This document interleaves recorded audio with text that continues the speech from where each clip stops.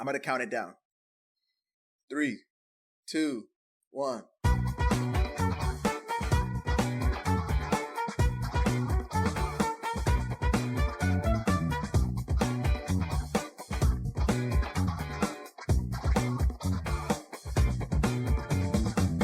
What's up, everyone? Welcome to another District Gooner Pod. I'm KP. It's episode 22. It's a special one for you today. We've got an audio exclusive from the bench. You already hear in the background my co-host, Steven. Say hi to the people. Howdy. We've got a new voice with us today, a listener's favorite. Oh, say his name. Say his name. Mr. Ron Reyes. What's up, dude? What up? Our Manchester City correspondent down in the streets of Tempe, Arizona. Close enough. Did I get that right? Phoenix, Arizona. PHX. Look it up. We love the Southwest around here. We love it.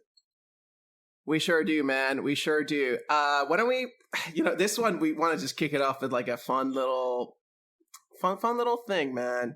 Steven said that we gotta try to be more personal, get to know our listeners, or our listeners get to know us a little bit. So he put this question in the doc here, which is what is your most memorable Christmas gift that you got as a kid? I'm gonna twist it up a little bit just because we didn't have Christmas. My question is like, what's holiday? What's your favorite holiday gift that you got as a kid?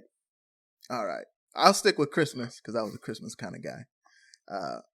Best Christmas gift I ever got was a Game Boy Advance. And I should have looked up the year when this came out, but I didn't have the original and I didn't have the color. I didn't think I was going to get the Advance. I asked for it.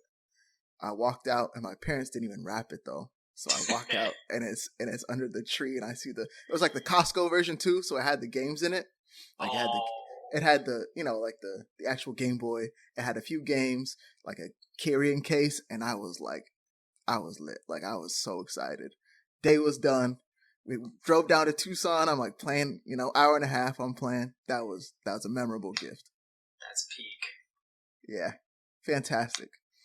I think I played a ton of Mario Tennis. Princess Peach was my girl. We went in on the court. What a game. Yeah. Technique player. Yes. All right. I'll throw it back to you, Ron. Mine was actually very similar. It was the Game Boy SP that was in 2003. But the thing, I did look it up. But it did come out like early 2003, so we weren't sure that we were going to get it. And we got a silver Game Boy Advance SP. And if you remember, it had the light that was on the screen, the backlight. So it was like a whole new world of gaming. That's serious. But it's different because you had two sisters. I have two brothers. So it's always like you got to share type thing. So the hype was real, but it's like, dang, I'm third. I'm third on the list of who's playing first, second. Got to watch my brothers play, and then, dang, it's great. Oh, the Game Boy SP. Those were tight. I remember riding in the car with my Game Boy Advance, and it's dark as hell. Like, turn on the light in the back seat. My dad's like, turn that shit off. You need that like extendo clip that comes on the top. Yeah, I got one eventually, but nice. And then Keon, anti-Christmas over here. I'm not anti. He's a happy holidays kind of guy. I'm not anti at all, dude. I just, it's a very specific gift call out, so I try to make it more general. That's all, bro. And when I looked at it and I was thinking about it, I also looked up the year of my gift. I was like, we're all aging ourselves here on the pod right now, but I looked it up, dude. It was 1994. The first PlayStation is when that's like when the first PlayStation came out. That wasn't like, I was like, oh, you don't remember that? You're lying. No. I looked at when it came out. I don't think I got it until like, I don't know, like probably late 90s, early 2000s. But I just remember playing Crash I think, or Crash Bandicoot. the thing with the fox, dude. Yeah. That fox was my boy growing up, dude. I used to game so hard. So as you can tell, it's a big gaming crowd here, and yeah, dude, I loved that first PlayStation, bro. It was awesome. That's a good gift. I also had a PS1. Crash Bandicoot. Time Warp, Though they had the hits. Spyro. I remember getting that as a gift one year. My sisters actually played that one, like you, Ron. I had to take my turn, but Game Boy was all mine. Yeah, I didn't have siblings growing up, so I was just gaming. I was just gaming and Just crushing. I was out here, Mom man. wants a turn. Can't get one. No. I gotta go again. I was super close to beating the boss this time. I go again. Oh man. All right. No, that's good bands, dude. That's good fun. So we are here though to just chat a little soccer. That's what these bench episodes are. They're more general conversations. And today's a good day to be recording, right? We're recording on Monday night out here in the States, and the Champions League draw took place this morning. So that's where we're going to kick off the conversation. Arsenal got FC Porto. Manchester City got Copenhagen. Woo. The rest of the games are a little wishy-washy. I mean, Napoli, Barcelona stands out. Inter, Atletico stands out. But I want to focus on the only two remaining Premier League sides in the Champions League. So I'll throw it to you, Steven. First of all, Arsenal, how do you feel about the draw? I like it. I think it's a good draw. No lie. And I was talking to Ron before. I kind of wanted PSG. I just wanted the big dog first.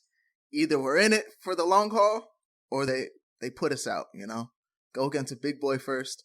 But Porto, I think that's a good matchup. Lost to Sporting last year. So can't say our record against Portuguese, at least lately. That was a bad draw last year. Remember, we ended up with no Saliba after that as well. So I'm excited for it. I think we will do well, but I think it'll be a good experience. I think their crowd will be rowdy. They'll be up for it. So I'm looking forward to it. But I think Arsenal comes on top on that one. Yeah, we'll see, dude. I mean, in Europe, Mikel's got a lot to prove. Yeah. And this is a good test. So personally, I'm a little nervous just because it's Porto. It could be a very tricky draw, dude. Like I don't know if the first leg is us at home or if the second leg is us at home. I don't really know how those dynamics work out yet. So I would imagine since we won the group, we would get the second leg of the home game, but the home games don't even have the same meaning anymore in the Champions League. So it's all interesting. But let me throw a little stat at you as we're kicking off the conversation, dude. 2010. So more than 13 years. More than 13 years ago, dude, was the last time Arsenal got past the round of 16. Wow. In the UEFA Champions League. Do you know what team they beat in that 2009-2010 campaign? I'm going to guess Porto. It sure was, dude. It sure was. 6-2 on aggregate. Nicholas Bettner. I saw that. He had a hattie. Yeah. St. Nicholas got a hat trick at the Emirates to get us through, dude. But literally 7 straight seasons after that, we just lost in the round of 16. Bayern. Bayern. Yeah. Barca. Here, peak Barca. Here you go. Try that one out for a little change. And yeah, man. So European success hasn't really been our thing. I'm not afraid to admit it. We had a tough final against Barcelona. That was the year. That's the year that really, really I remember that. Wow, we should have won it.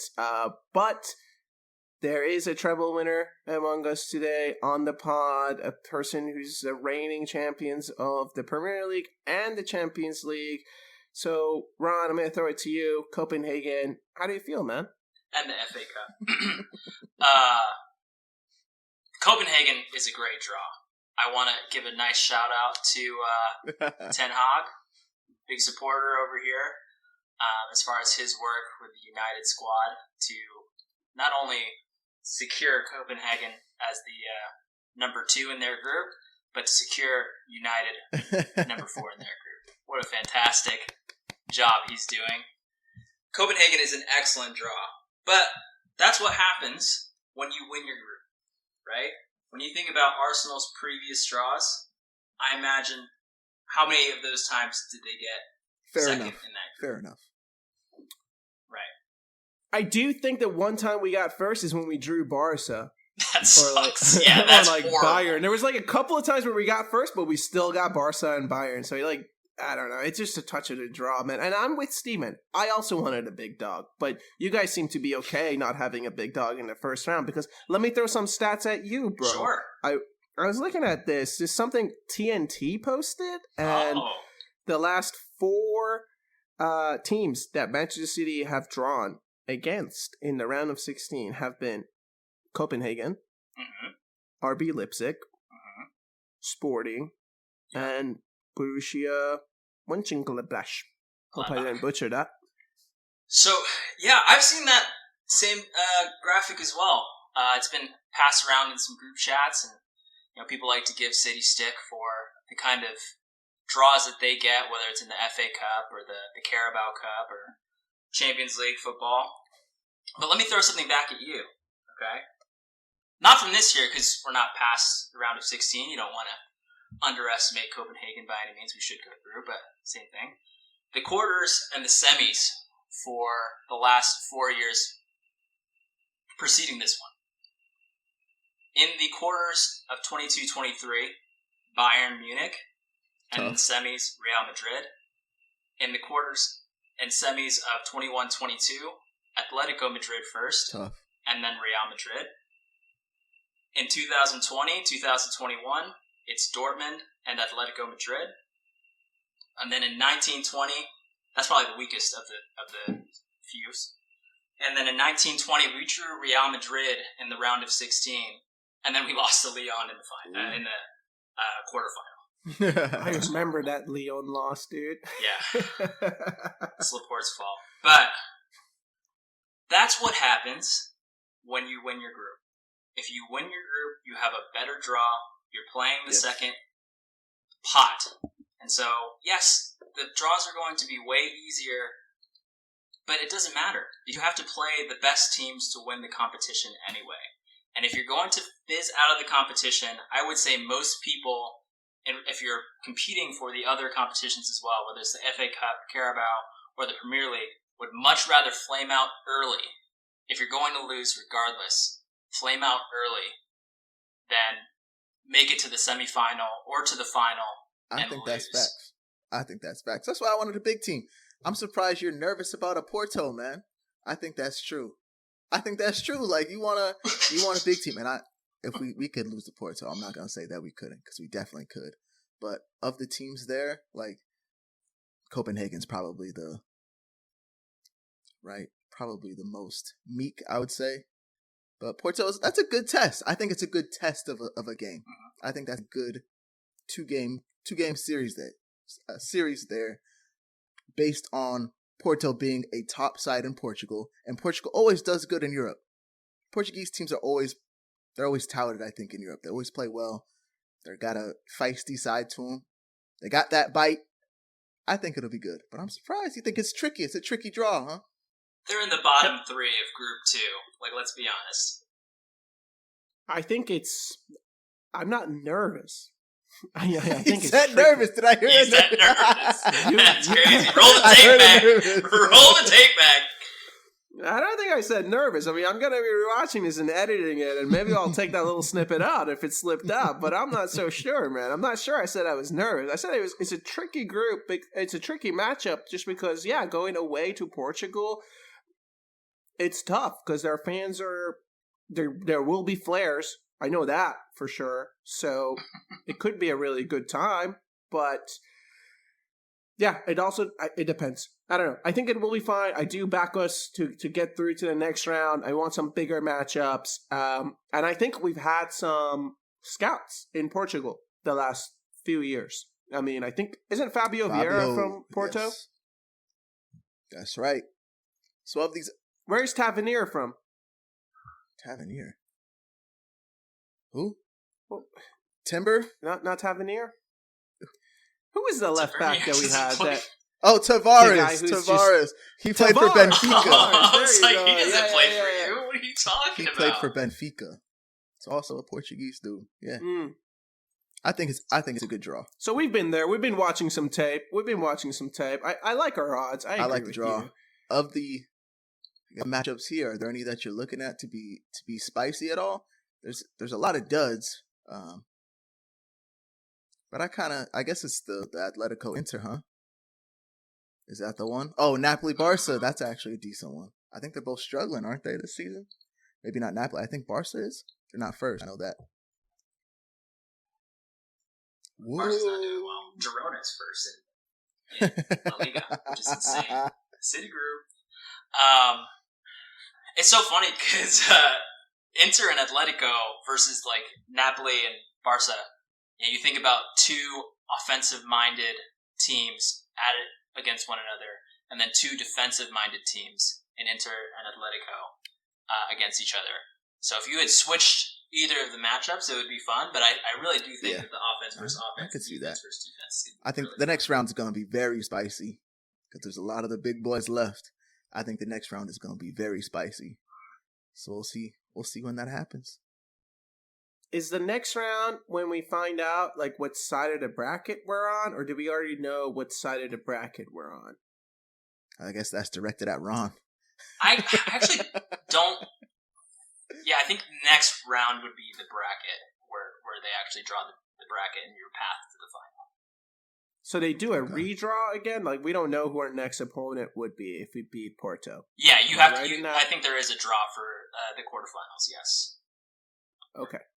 All right. So we'll be learn something new. Yeah. Learn something. And then new. you're going to have to learn looking again forward next to year when they change up the format for the Champions League. Yeah, and did you also see England lost a spot? The Prem lost a spot because Man U and Newcastle decided to flame out in fourth place. Lights were too bright. Didn't even get the Europa. Yeah. So they lost a spot. This year it's 5 for qualification. Next year will be 4. Thank you guys very much. Shame. I didn't know that. And yeah, I mean, looking at the other games, Leipzig is the one that I would back as like an underdog kind of story, right? Them overcoming Real Madrid. That feels like it could be possible. They were in your group, Man City, so I don't really know, Ron, how they're looking these days, but I know from experience that they can be a tricky team.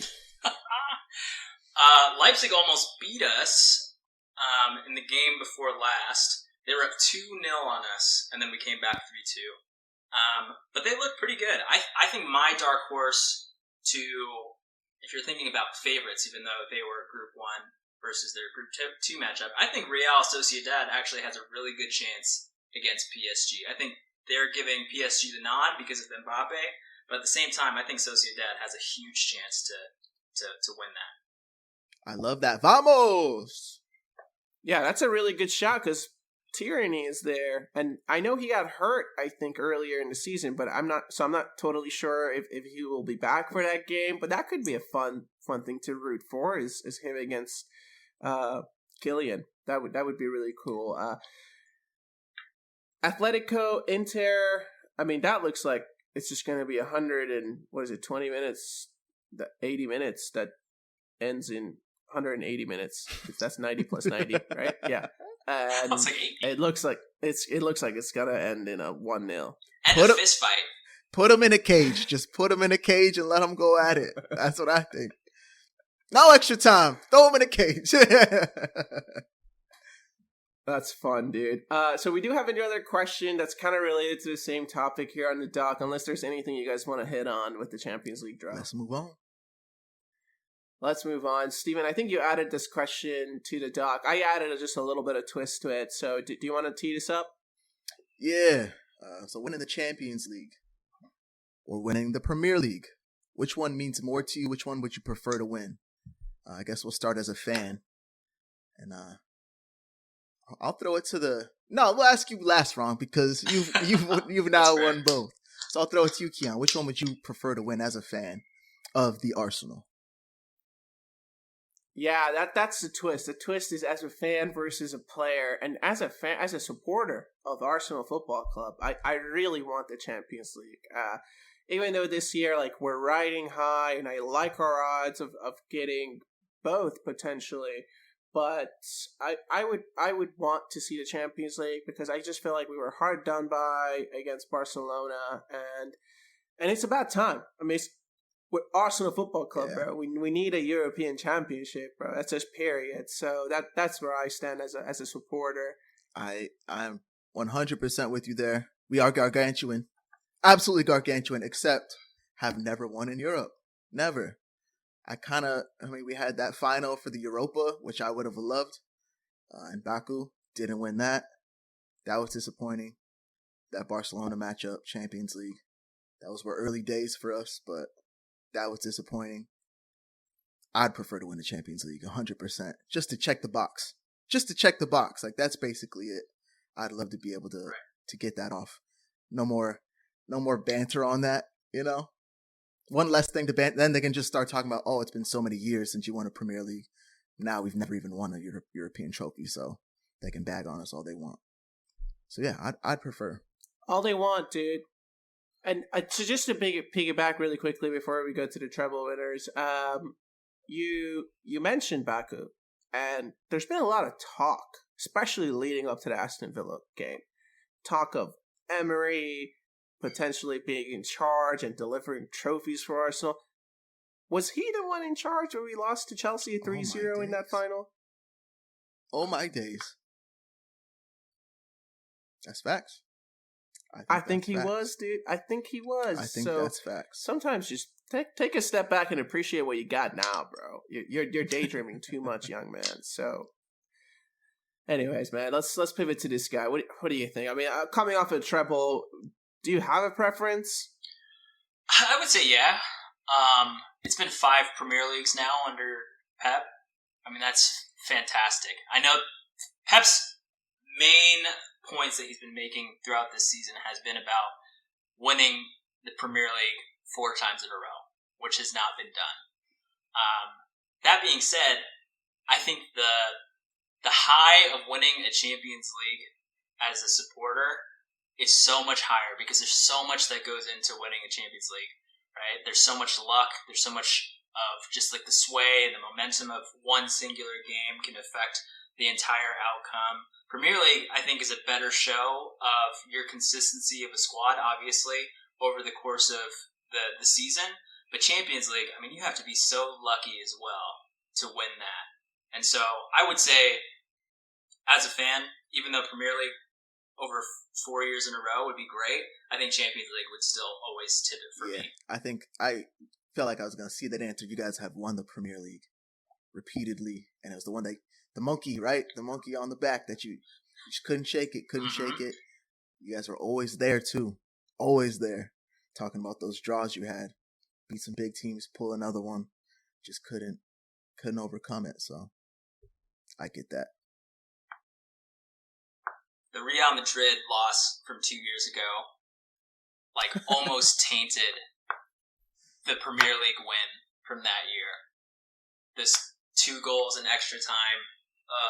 That was devastating. So yeah, I mean, like, again, Champions League is always going to tip it for me. Who scored those goals in that game? Rodrigo. Both of them. Yeah. Oh my I remember god, that. dude. They were like down and out too, right? Yeah. You know, you guys had just outplayed them. Yeah. Outplayed them completely, and then all of a sudden, like, what, 5 minutes? Yeah. Damn. Courtois makes a cleat save off of the Jack Grealish shot, and then bang, 2 in a row. Like, after the first one went in, I was like, I remember I said to the group chat, we're in danger. And we were in danger. Wow. Okay. So moving over to as a player, I'll throw it back to you, Keon. Which one would you rather win as a player of the Arsenal? That's fair, dude. I just I think even as a player, it doesn't just really the player matter. in general. It's in general. Yeah. For me, yeah, as a player in general, and even Arsenal, like I think Champions League has just a different vibe, dude. Those Champions League nights are just different, man. They hit different. The atmosphere is different. Like that's why we got Champions League Nelly, bro. Champions League Nelly, different, bro. That's when the Boca Jonita comes out, bro. Like, it's just different, you know. So I'm all about it, dude. Champions League for me. You go. Absolutely, Champions League, 100%. Think of someone like Jamie Carragher. He's made a career off of winning one Champions League. Never won the Prem, but has made a career off of that, right? That's you win the Champions League. That's the big one. The music comes on. As a viewer, you can get goosebumps. The champions. Like as a player, I'd be buzzing. Like that's the one. Yeah, I think I'd be the exact same way. Unless you have something where it's like an Aguero moment or even like the 3-2 comeback against Aston Villa to win the league, I just don't think that you're going to have that same type of emotion and elation that you would get from winning the Champions League. Like, because you can win a Premier League with 8 games to go, right? 10 games to go. Yep. But that's not the same for Champions League. You have to be in it till the final whistle. And if you're not, then you're going to lose. 100%. And even like a FA Cup or something like that, that one game, you got one game to do it, you know? That's always big time. I think the criteria would be what? World Cup, then your Continent Cup, whether it's the Euro, Copa America, that's probably and then third would be Champions League. I think that's one of the premier things you can win as a player, right? So, fair enough. I would even rate Champions League over the Euro or the Copa America for me, because I think part of it too is just luck of being born into a specific country. Fair enough. You know, but when you're a player and you're going for it, like for instance, Holland is never going to win a World Cup. Probably can't even qualify. But he's got a trouble in his first season. That's insane. That's true. I think it's very nation specific then, because like if you're English and you win it, I think it's very big for them because they don't win those type of competitions. So if they did, if you're one of the ones to do it, just like Jamie Carragher winning one, you'd be a legend. You'd be an absolute legend. Yeah. So if the U.S. was ever to win a World Cup, could you imagine? Like Clint Dempsey and Lyndon Donovan, like they're the legends, and they didn't round of 16. No, I agree. I think Champions League is ahead of Continental for me as well. Okay. I think just the aura, the players that you go up against are just different. So that's how I would rank it. But yeah, World Cup is top, dude. That's the one. That's the big one. That's the one, right? That's the biggie. That's every 4 years, so you don't get that many chances in it. So that's the big one. That's why Holland didn't have a chance in the Ballon d'Or this year. Okay, well, all right. Well, if we're gonna keep talking Prem and stuff, let's pivot to that then. We're gonna spend the second half of the show just talking about the Premier League season review to date, and I guess we'll start with the league leaders who have a 5-point gap over the champions. It's not our first gap, so hopefully we can maintain this one all the way through. But let me just read out the sort of top 10 in the Prem right now. Arsenal sitting at top with 39 points. Liverpool and Aston Villa are second and third, both with 38 points. Manchester City, reigning champions, fourth place, 34 points. And then it's Spuds. They have 33 points. Then it's Newcastle, Manchester United, West Ham, Brian Hovers, and Chelsea. So maybe before we kick everything off, can we just take a moment and laugh at Chelsea? Yeah. Facts. Shambles. Mudrik's doing all he can. He's doing all he can.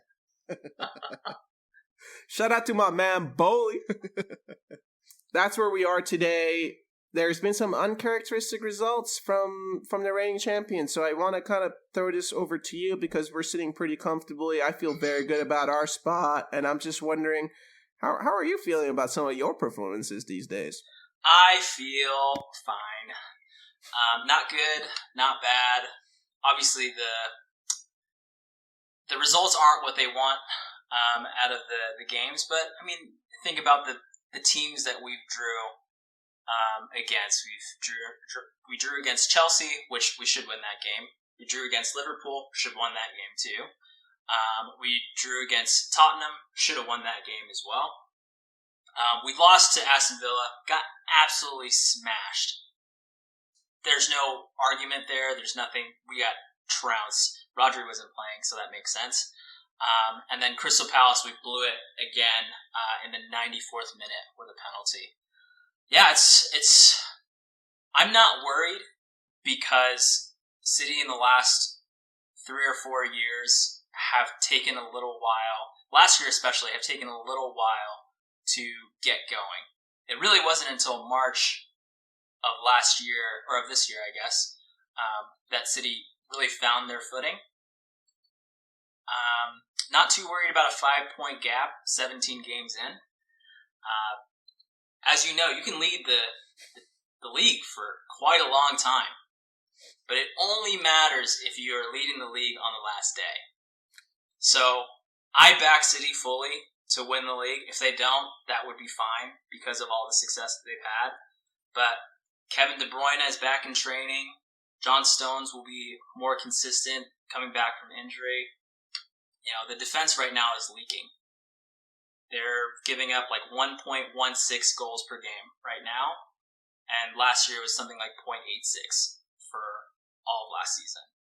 So you think that's the issue, is the defense? Yes. My point specifically would be with Kyle Walker. Kyle Walker has not been very good, unfortunately. Last year, around March, we switched to a 4 center back system on the back line. Mm-hmm. We have gone away from that. I think Pep made a few promises to Walker to try and get him to stay. But if we're not playing a premier winger like Martinelli or Vinicius or Mbappe, unfortunately Walker's game just is not suitable for the control and for what we're wanting to do as a unit. But we'll see if we go back to the 4 center back system. But you know, some big losses for our squad this season as well. I mean, Gundogan's gone, Mahrez is gone, De Bruyne is out for half a season. Like, there's some big names out there too. When's he coming back, Kevin? He was in training for the Club World Cup semifinal today. Who knows if he's actually going to play? I probably doubt it. I would say at the beginning of the new year. Okay. Okay. Dang. That's fair, bro. I think that's fair. Gun to gun, like, I think you probably rate him more than I do. I didn't really rate him. I think he's good. But Mahrez, I thought your guys' wingers are top. Like, the way you're able to interchange them. And I really like Mahrez. Someone like him coming off the bench, different style. Like, I always liked him as a player. 5-point gap you got here. So you're not worried about these other two, Keon? You only worried about City? Is that what I'm hearing? I'm only worried about City. I actually have a question for you, Ron, just before we pivot. So I know you're out of the EFL Cup, and I guess my sorry, I don't. No, I know. It's just funny. Go ahead. I think my just big question is, if there are no trophies delivered this year, do you consider that a failure? Well, yeah, you would have to, right? Like, by all. It doesn't happen in a vacuum, though, right? If there are no trophies delivered this season, yes, that would be an absolute failure. But I don't think any movement or any change is going to happen as a result of a trophyless season, right? Like, as a fan, especially after the high of last year, I could go a couple of years without winning something and be totally satisfied.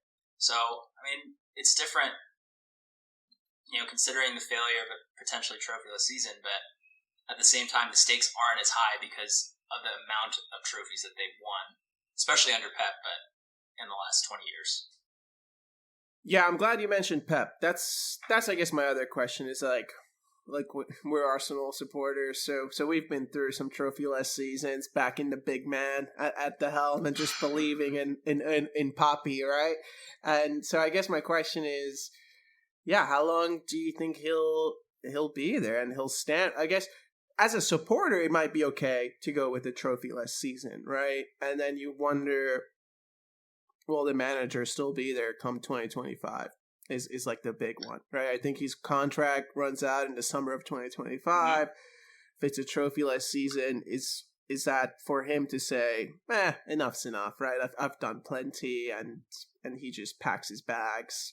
How would you feel about that? Or would you be like, no, we'll stick with Pep for the next 5 years, even if it means 0 trophies for the next 5 years? I would stick with Pep. I mean, obviously, if it's a guaranteed no trophies over 5 years versus a guarantee of like 2 or 3 with somebody else, like that changes the conversation. But trophies are never guaranteed, right? Like, really. I would stick with Pep for 30 years. I don't give a crap what this man does. He has earned the best manager in the world title. He has earned so many accolades for himself and for City as a whole. I think that the board would feel the exact same way. I think that there's a complete bond and enmeshment between Pep and the board as a whole. And so I don't think that even if there's a trophy season for like 2 seasons, for instance, that Pep is in danger of losing his job because he's got money in the bank. Those are the standards. In more ways than one. City standards are to deliver trophies, right? Me and Yuki on the last couple seasons, it was getting to Europa, like qualifying for Europe, and then it was getting to the Champions League, and now we're trying to win trophies. Like that's the goal now, is put your money where your mouth is. But that's City year in, year out.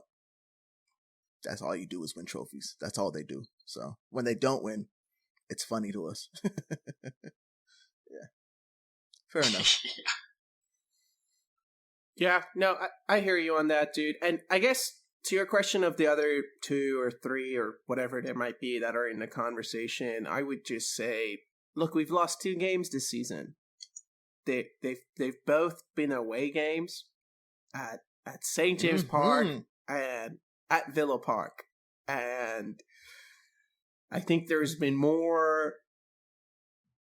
They've been just such marginal games that make me feel very confident about how we're playing, about where we are. And if we get a result at Anfield, which I'm backing us to win, I don't necessarily want a draw. I'll take a draw, but I think we will win. If we win at Anfield, that sends a legitimate message that we're here. And even Manchester City, there were a couple of years where you were winning the league, but you weren't winning at Anfield. So that's how I see it. I'm not too worried about going to the Etihad and like putting on a show and getting a result there. I'm just not. I don't see it as like an away. It's not a fortress. Fear. It's not. So that's how I'm viewing it. And dude, we play St. James Park at St. James Park. Like that's just gonna be it. But Villa Park, I haven't seen Villa Park like this in like years, dude. It's amazing. So those are 2 big away games already out of the way. And you get Anfield out of the way. What's remaining? Like North London Derby and like, I don't know, just City away, I suppose. And we already went to Chelsea away. So I feel very good about where we stand. I like that. Back the team. Back them. But I think it's tight at the top, man. I really don't know which way it's going to go. 5 points is nothing. Because guess what City's going to do? They're going to go on a 15-game run or whatever they do year after year. So let's just keep winning. 2 losses, one of them, St. James Park. You say that one? That was a winnable game, I think, right? Or at least could have got a draw. Villa, I still think we should have won that game. So yeah, back the team. 5-point gap on City, 1-point gap on Pool. Huge game on Saturday. So yeah, let's see what happens. Totally, dude. And so I'm glad you brought up some of the outliers column, right?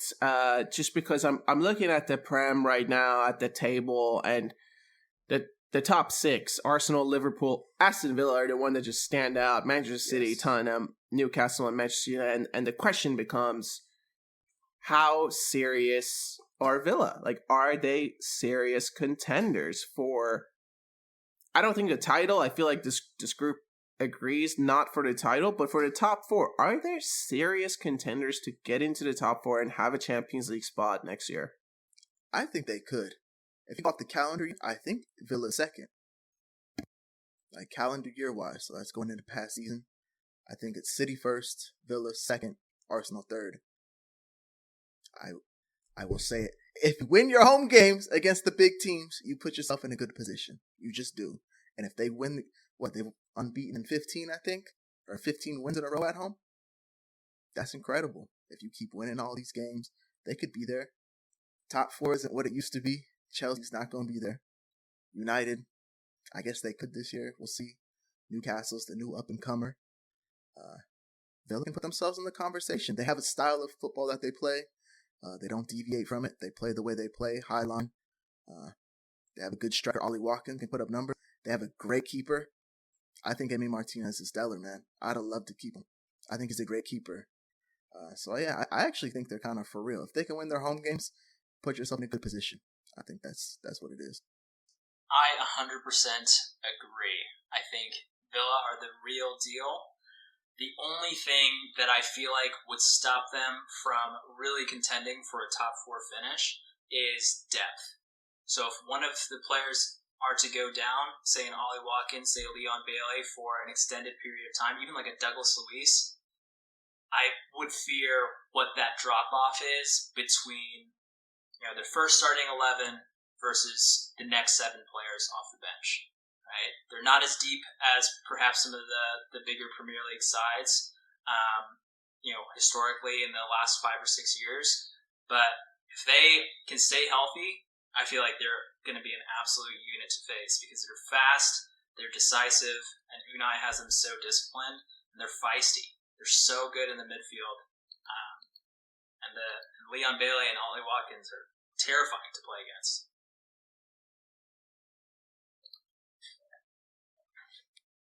I think that's such a good point because thinking about Arsenal last year, weren't supposed to do what they did. We completely fell off when injuries happened. Completely fell off. So Villa, they're in the Conference League. I got to look it up. They're not in Europa. They're in the Conference League. So they had a good season last year. Decent, right? If they can keep healthy, I think they can make the run in. But I'm sure they don't have the depth that they want. Absolutely. Look at Newcastle this year. Key injuries, not doing as well, flame out of the Champions League. They're not as hot as they were last year. Yep. They're not, but they're about to be a pretty serious threat in the league because, that's just the way it goes, man. You get knocked out of a couple of competitions and now you're a serious threat, dude. So, okay, well, There's a couple other talking points as we're talking about this sort of mid-season review, but maybe let's pause there and reset, and then we'll go again.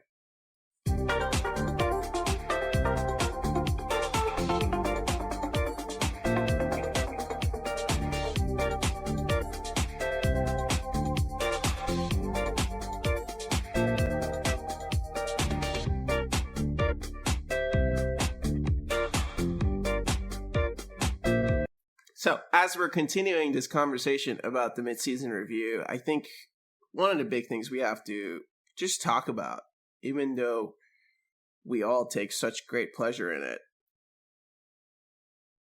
would Manchester United have been better off by just sticking by Ollie? Ollie Gunner. I kind of think they would have, bro. I think... And this, I'm thinking about the pool game. Who are we watching, Keon, when we ask this question? Who are they playing? Was it Chelsea? I think they were playing Chelsea. Who was that? It's like, so the style of football that they're playing, I don't really know what it is. To me, United's a counter-attacking team. That's just how they're built right now. That's how Mr. Solskjaer, is that how you say his name? Mr. Solskjaer played his team. They got results. They placed in the top 4. There probably 2 seasons they placed in the top 4. They had a style. They had an identity. And I think that's a big part about being a top football club is having an identity, and this is how we play. I think if he had stayed, they could have continued that. Maybe the recruitment could have been better. So they went from Oli to that German fellow. Rangnick, he's Austrian. Austrian, excuse me. They went to him, had some of the same issues as far as the locker room goes, right? Folks quitting on the team. he said it straight up. Like, I can't. You can't win with them. You can't win with them. And then here comes Ten Hag. Same thing. Players are quitting on him. It's like, it's not about the manager anymore. It's about the players. And Ollie was getting the most out of these guys. So I honestly think he probably should have stayed. And I think they'd be a better team for it. So you and I talk about this often, Steven. It's this notion that I feel like there's just a lot of ex-Manchester United players and influence in punditry and just commentating on the games, their involvement with the media. And I actually wonder if it's like you live by the sword, you die by the sword. And that is a situation that I feel like they've actually put themselves in, is that some of these talking heads they're just alumni. If you really look back on it and think about it from an American perspective, right? Like, I don't know how our UK listeners feel about this, but I just feel like they're alumni who are just very loud and very passionate about what they want, their old college like feelings to be, but they're giving this huge platform to share that information, and that seems to be backfiring on them big time, bro, because they're changing managers mostly just based on what the media narrative is. It's not even so much based on the performance and the players. I mean, Jose got them a European Championship. He delivered, I think, the Europa for them. And they were like, nah, Jose out. The next season, they were like, it's not good.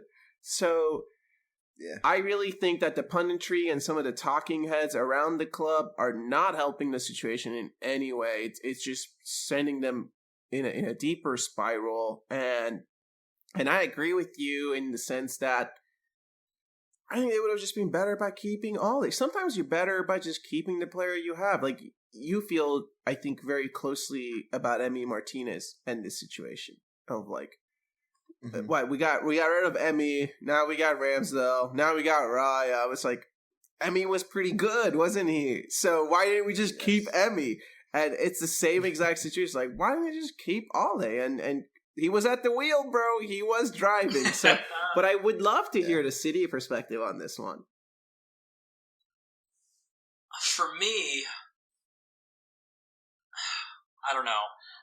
I don't think that just because this next manager, Ten Hag, has been horrible, that they were wrong for letting go of Ole.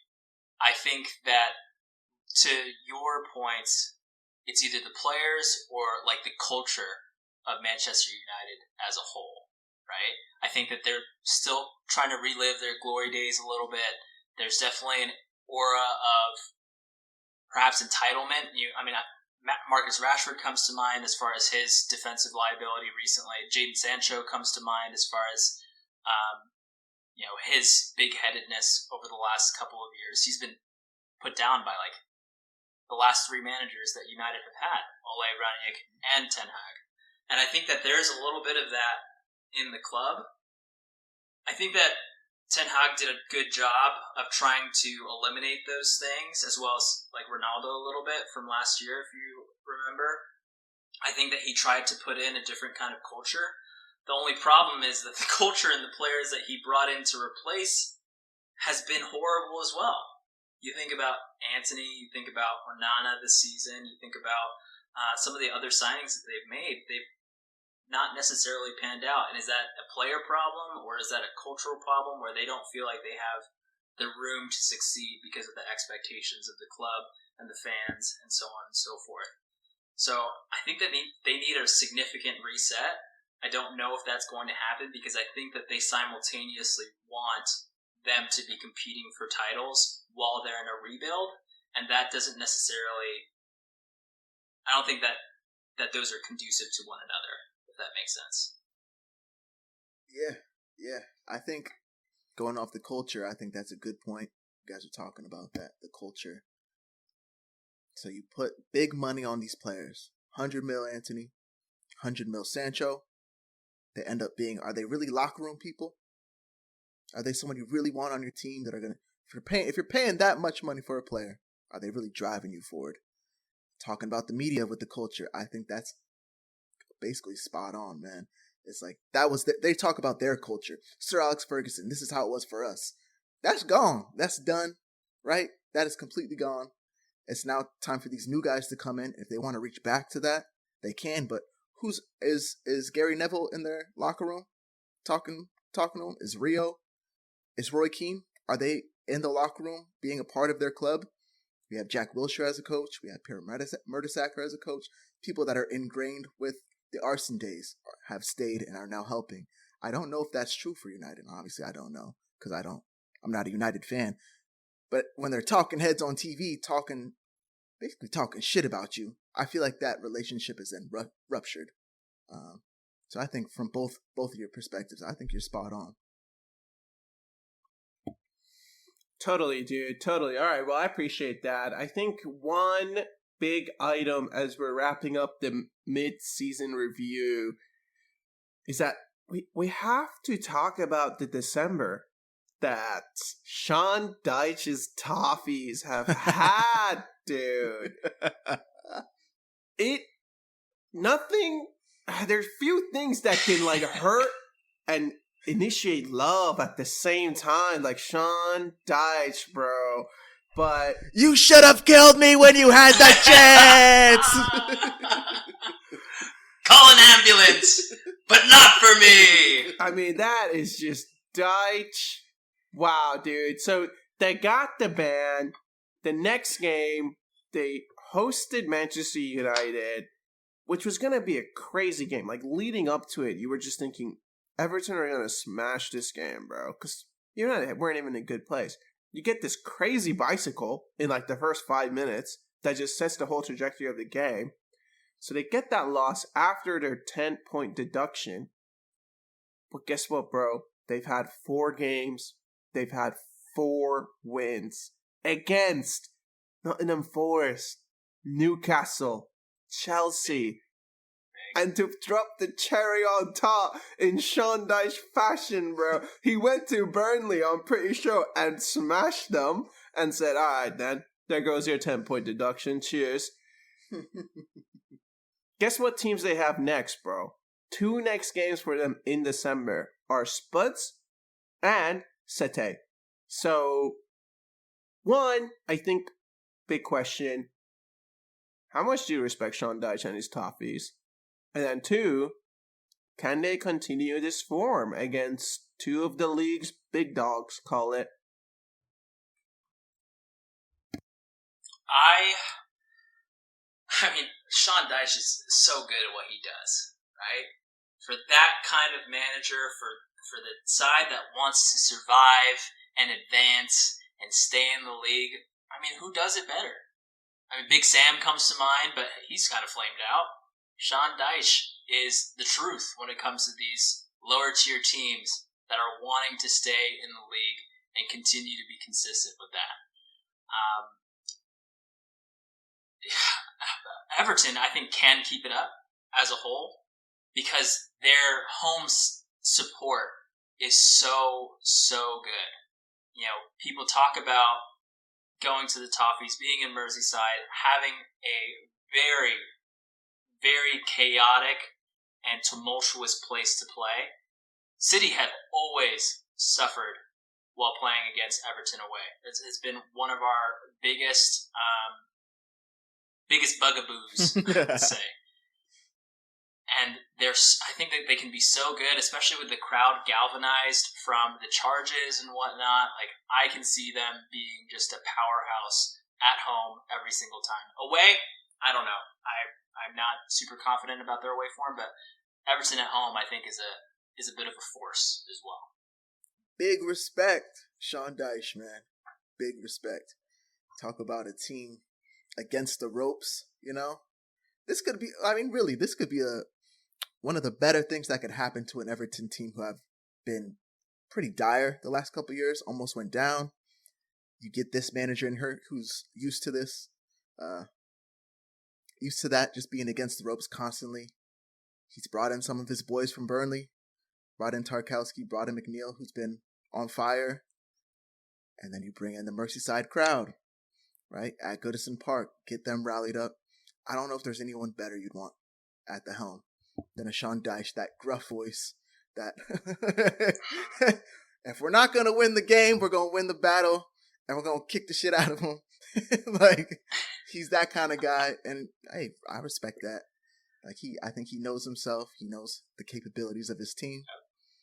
Hey, big up Everton. I think this is definitely rallied them, us against the world mentality. So I think they're gonna do fine. They're gonna do just fine. Yeah, and I'm so glad you brought up their form at home, and I'm even more glad that we played them in September when they were at home. You want to know what the score was? I'm looking at it right now, dude. 1-0 to the Arsenal. Yes, sir. Let me throw something crazy at you, actually. I just was looking at this right now. In August, we went away to Crystal Palace. 1-0 to the Arsenal. In September, we went away to Everton. 1-0 to the Arsenal. In September again, we went to Brentford. G-Tech Stadium. 1-0 to the Arsenal. I really think this man is cooking at the wheel, bro. And I feel very good about those 3 away games already wrapped up with 1-0, 3 points in the bag. But let me bring it back to Sean Dyche. I respect him so much, dude. I think Mikel Arteta is my number 1. I would say De Zerbi is my number 2. I love De Zerbi. I love his vibe. I love the way he plays. And then number 3 is Sean Dyche, dude. Those are that's how I would rank my top 3 right now in the league as of this moment, bro. And I don't care. That's asinine, and I think that you know that. He's going off the likability. What he likes, that's just what he likes. Sure. What he likes. I'm telling you, if that's what you like, that's fine. Say that's what you like. You can't say top 3 Premier League managers right now. I know my That's co-host. insane. I know him. You that. there are no other top 3 managers that pass the eye test like these 3, bro. The eye test on the sideline, I'm like, that's my manager. I wouldn't mind that manager. Like, and their press conferences. Like, I love a good manager press conference, dude. I don't care about what these people say, like, oh, the manager's too emotional right after a game. You can't ask him questions. What are you talking about? I want all of the questions for the manager right after the match, dude. Give it to me, bro. Tell me how you really feel, big man. So, I'm all for it, dude. Sean Dyche, I actually think Spurs away. I expect them to get a draw. City at home. I think that's a win, bro. Post-Christmas. I think good luck, big man. Good luck. Fair enough. When you think about your big 3 away wins so far, how many of them are top 10 in the table? As of this moment, I'm not sure, but it's a very long season. And the thing about some of these away games, Ron, is that they don't have to be top 10. Because the bottom 10 is actually where the toughest away games lie. Because those guys are really fighting for their lives, dude. They are fighting to stay in this league. They're fighting to maybe get a contract at another club. They're fighting to just stay in that club itself. And I think some of those away games against the bottom 10 actually mean a lot more. Because going away against the top 10 side, I'm expecting you to play. You're the home team. Come out and play. Show us what you got. Low block? Come on, man. We've already figured that out. I think Mikel's figured that out. But are you expecting anything more than a low block from a bottom 10 team? Are you expecting them to come out and play? So I feel like when it comes to playing a top 10 team away versus playing a bottom 10 team away, I feel like you're always going to want to face the weaker competition, like taking the environment, taking the fans out of it. Obviously, it's a huge factor, but would you rather play anyone in the top 6 away right now over the bottom 6 away right now? No shot. Well, I think the biggest difference between our perspectives is that I don't want my team to play another team trying to expose their weakness. I want my team to be there playing to our strengths. I want my team to be dominating every aspect of the game. I want my team to be showing up like we're here, dude. And so for that reason alone, I'm backing my manager. I'm backing my squad, and I'm feeling really good about the vibes, dude. Why are you talking like that? That's a singular mentality. That's insane. That's an Arsenal TM mentality. That's how all of the top six want to play. No, a lot of the top six go and try to expose the other team's weakness. No, I mean like having a team go out and play against them. That's how they would want people to play against them. You think the top six go into every game wanting the other team to play a low block? Yeah, but if you have a bottom team, like a bottom 10 team, trying to play out and play their game with lower quality players than the top 10, it's much easier to go around that than playing a low block bottom 10 team that isn't playing for anything besides a draw or a 1-0 loss. They're not playing for a 1-0 loss. I don't think anyone goes into a game thinking, hey, well, maybe Manchester United at Anfield go into the game thinking, hey, I'll be okay with a 1-0 loss after I just got 7 put on me. But I think everyone else goes into it thinking, hey, let's get a point off of them. And that's the big difference, I suppose, in the league versus the Champions League, where we just had that conversation in the first half of the show. And I really do feel that going into some of those games and having them knowing it's going to be a tough game, like we have to earn our 3 points today. That's a motivation to me. That like these guys are going to come out, they're going to try to take 2 points off of us and just send us home with 1. You want 3 today. That's a motivation. So I know what you're saying, but I don't think that mentality is unique to any specific team. I think that if you're a top 10 team, you go in and you're expecting 3 points, like you're wanting 3 points, right? Like, so I'm trying to figure out what you're trying to say that sets apart. I don't know. Maybe I'm just losing you. I'm just here having a good time. So. Let me ask you this. If you play against Burnley or Sheffield United or any of the bottom 4 teams, would you rather them play a low block or would you rather them try to impose their game onto you? I want them to play their game, whatever that means to them, right? If their game is to get a point today, they're going to set up in that way and try to get a point, and that's okay. I don't care about how the other team plays. That's the point I'm making, is that I want our team to show up and say, these are our strengths. This is where we're going to impose our will on you. This is how we're going to show up. You can be in your block. You can come out and play us. It doesn't matter. Like, these are our strengths. This is how we're going to beat you today. That's how I kind of see the game. Yeah. I think what my point is that you're going to play your game no matter what. If you're a top 5, top 6 team, no matter what. And it would be easier playing your game to play against a bottom side team that is trying to play back as opposed to playing a low block. Like, it's easier to impose your will when they're actually trying to attack versus just sitting back. That's what I'm saying. Mm. And so I understand what you're saying now as far as what you just said. Okay. Cool. Yeah, and I mean, I hear you on that too. And I would say that some of the bottom 10 teams can be... I mean, Chelsea could be a bottom 10 team after this match week. So the bottom 10, what kind of emphasis you put on that also varies. But I mean, I think about when we played Burnley. We played Burnley earlier in the year, and they came out. They tried to play us a little bit, didn't they? And they came out and they tried to play City in the very first game of the season. I would actually say I think they tried to play against City. And they didn't really try to play against us. I think they learned their lesson. They got spanked. And I think they sat back on us and played the low block game. That's what I think happened. Yeah. Because they did. And then it took 5 minutes after they were trying to actually impose their will on the game for us to score. And then just dominated the rest of the match. I think it's about picking and choosing your moments. Like Luton, I respected the way Luton played. I like the way Luton played. They're at home. Hell yeah. Long balls, big team, physical.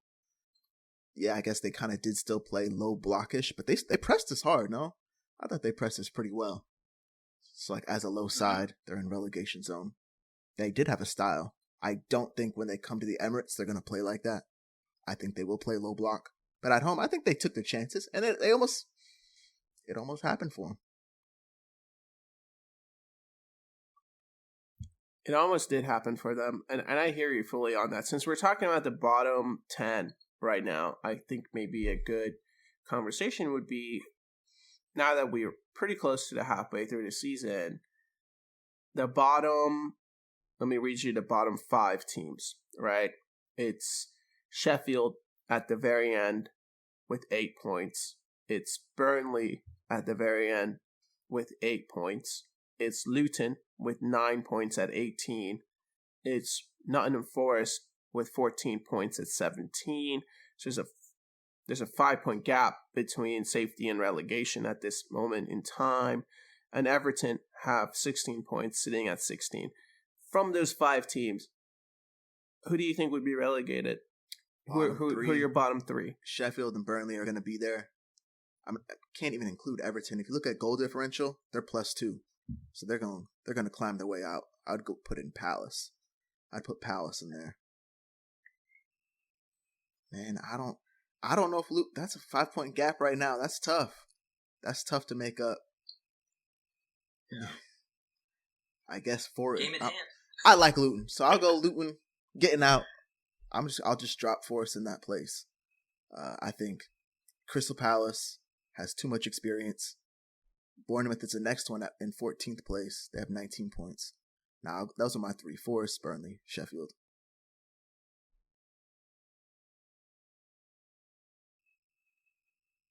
I think the bottom 3 currently is going to be the bottom 3 at the end of the season. I want Burnley to do well. I want Company to come back up. He did so well in the championship, but I don't know. It's not looking good right now. Squad depth isn't great on the bottom 3 sides just as a whole.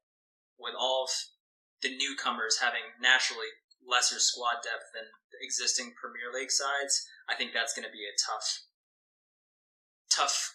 mountain to climb for them 3. Yeah, I agree with you. I think the bottom 3 as it stands is probably going to be the bottom 3. The only one that I would drop in there actually is Bournemouth. I wouldn't be too surprised if Bournemouth start to creep down there, and suddenly they're just in a big fight. But Sheffield, they're done. They don't look very good. Luton, I love their heart. I love their desire. But yeah, it looks like those 2 are like for sure. And then I think Burnley, Forest, Bournemouth, Everton, Crystal Palace will have a fight at the bottom, and maybe Bournemouth just creeps in there, man. That's my sleeper. I could see that. I think goal differential is where to look for those items. Those bottom 2 teams, Burnley and Sheffield, are down by quite a bit compared to the rest. So I could see that. There's a clump of them between 14 and 20 that if they go on a tough run and someone has a good run, it's a game of runs. Bournemouth you won never like know. 4 of their last 5. Yeah, and then their striker maybe got linked with us, so maybe that's a good pivot to our last talking point of the day. Steven, you want to take us there, man? I got it. So we have our city guy here. So I had to put in something for his main man, Haaland. So we had 36 last season. He has 14 so far this season. So my first question is, do you think he can top that number? I don't know. I don't think so. Not this season. I think if he stays another year and he gets a restart, he can top 36. But this year, he's not been on it. Still 13 goals in the Prem is insane. And he has, I think, 14 total. But he's underperforming his XG, whereas last year he was overperforming his XG. So he's been missing quite a few chances. I'm sure that you guys have seen some of the highlights of him missing an open net or missing a chance that you would assume that he finishes. Last year he was just a killer. This year, still a killer, but maybe a little less deadly. Mm-hmm. There's one reason for that, and who is that, Keon? Who are they missing? I mean, I'm going to say his name, but I'm not going to take a lot of joy out of saying his name, but big man Kevin's been missing, eh? Yeah. I think that's it. I think he's the best player. He has been the best player in the league. Don't have him there. To have the numbers Haaland has is impressive without Kevin. I mean, Kevin De Bruyne, he's going to lay, 5 of them easy to you on a platter. Then second part of this question, Keon, I'll throw it to you. Top 5 currently in the Prem, goal scorers. We got Haaland. We got Salah at 11, Bowen with 10, Son with 10, Solanke, interesting, with 9.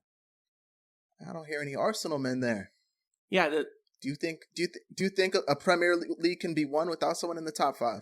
The league leaders not having a player as a top 5 scorer it's one of those items that makes you think, can we really do it?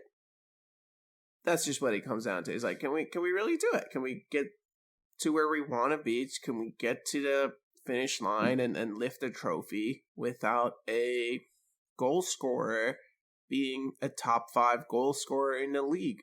And I don't think so. I just don't think so. I don't know if that means Jesus, you have to get in the top 5.